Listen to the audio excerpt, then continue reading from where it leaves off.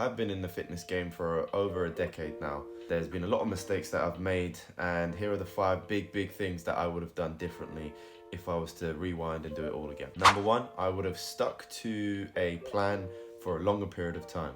I think a lot of times when we enter the gym for the first time, we kind of go hopping between different workouts, different exercises, not having a clue about what we're doing at all. Just kind of seeing what's free, seeing what we want to do, and then just kind of doing that, whatever, no structure to it at all.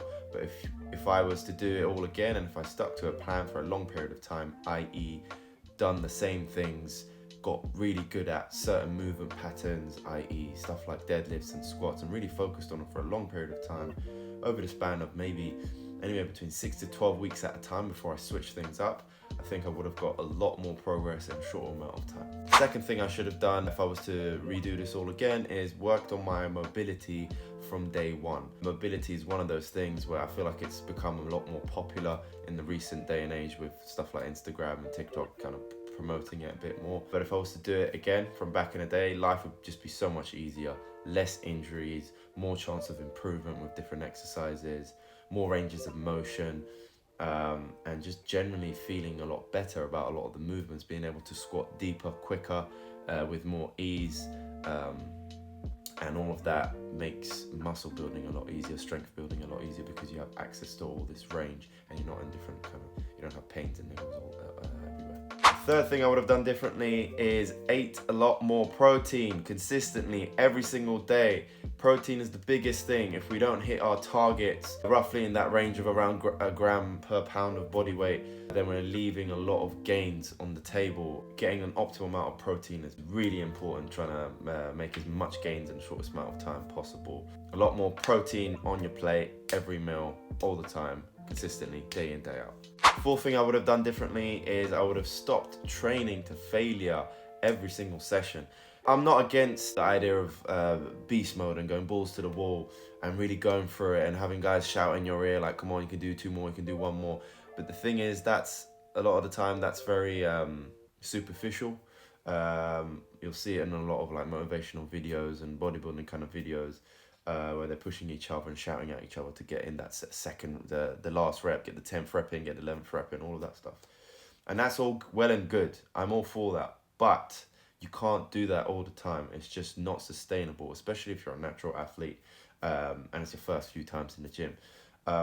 You need to be training generally with a few reps in the tank. So if you could do 12 reps, you leave it short of 10. Obviously, case specific, different types of training, but generally, you don't want to be training to failure all the time. You want to be leaving some reps shy of failure in the tank so that you can train in that volume and that capacity more consistently throughout the weeks and throughout the months. You're less likely to injure yourself, and you're more likely to make more gains more often, because if you keep training to failure all the time, you're going to keep maxing out. Therefore, the next session you come in, you can't hit those weights as hard.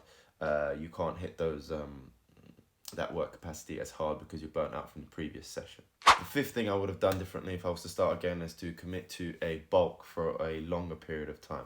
And by bulk, I don't mean just getting mindlessly overweight and fat, but it's to commit to a slow and gradual surplus of calories over time for a longer period of time, especially if it's my first time training, first year of training. I feel like a lot of people are stuck on the fact of like losing weight.